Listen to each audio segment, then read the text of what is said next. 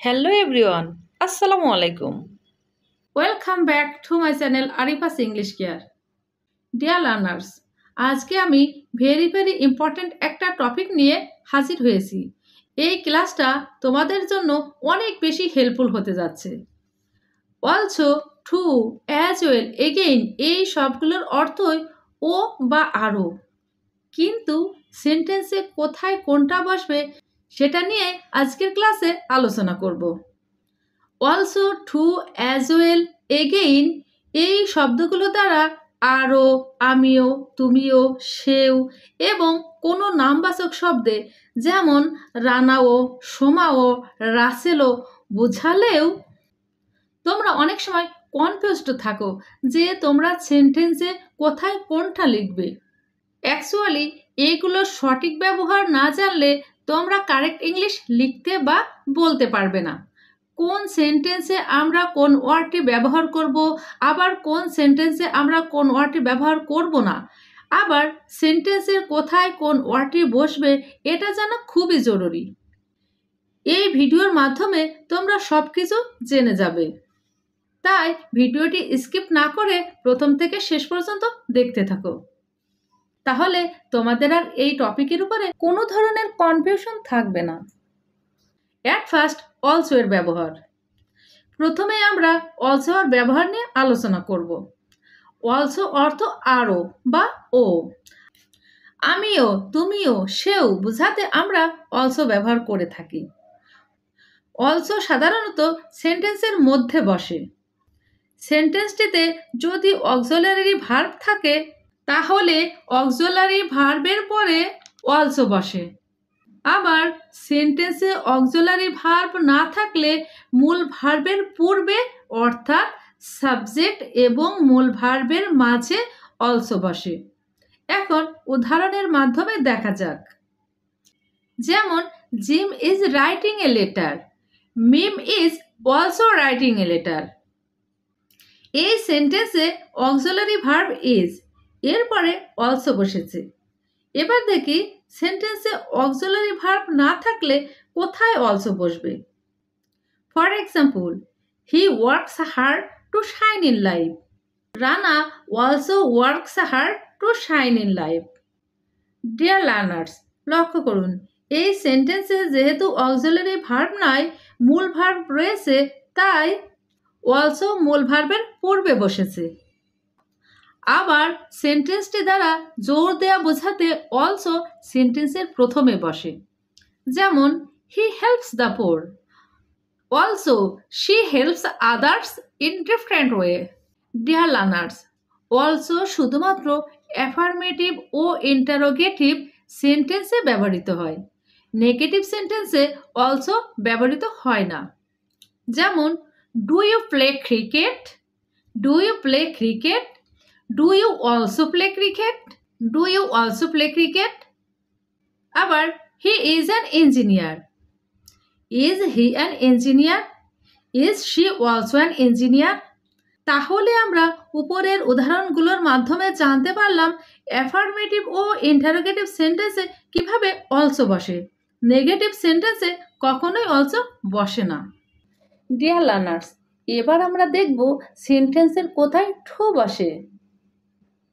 এখানে একটা বিষয় লক্ষ্য করুন, যখন আমরা টির সাথে শুধু একটা ও দেব তখন হবে টি ও, টু। এটার প্রনাউন্সিয়েশন হবে টু। কিন্তু যখন টির সাথে ডবল ও হবে তখন তার উচ্চারণ হবে ঠু, ঠু। ওকে, এবার দেখব সেন্টেন্সের কোথায় টু বসে। ডিয়ার লার্নার্স, অলসো এর মতো টু ও অ্যাফার্মেটিভ এবং ইন্টারোগেটিভ সেন্টেন্সে ব্যবহৃত হয়। নেগেটিভ সেন্টেন্সে কখনোই টু বসে না এবং টু সবসময় সেন্টেন্সের শেষে বসে। ফর এক্সাম্পল, সেও উপন্যাস পড়তে পছন্দ করে।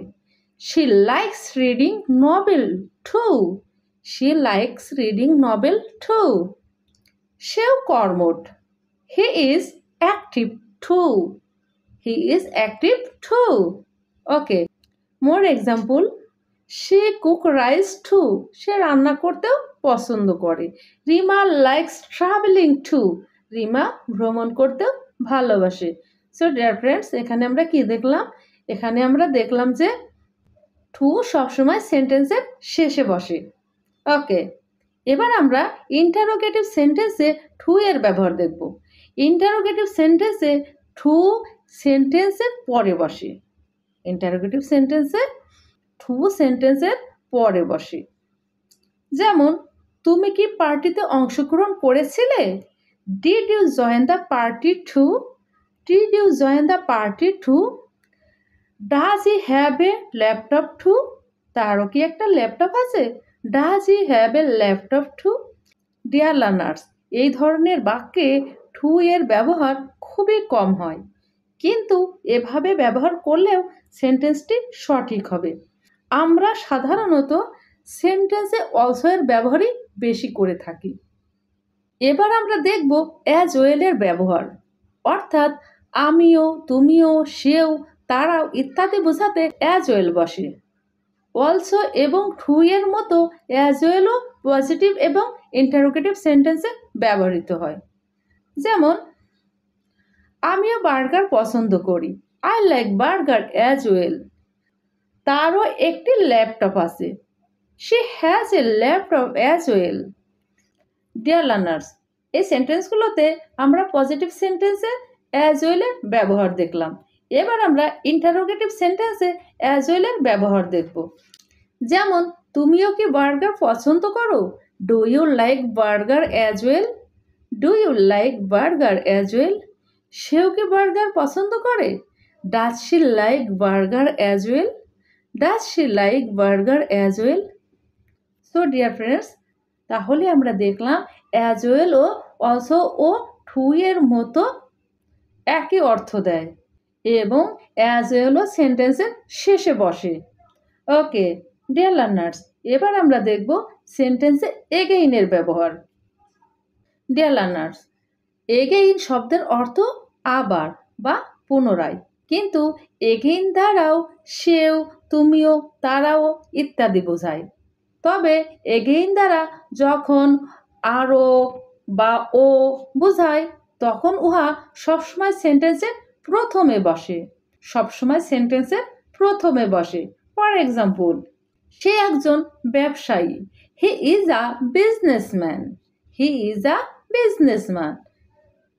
সে একজন ভালো ক্রিকেটারও। সে একজন ভালো ক্রিকেটারও। Again, he is a good cricketer. Again, he is a good cricketer. Next example, he likes reading. He likes reading. Again, he likes writing. Again, he likes writing.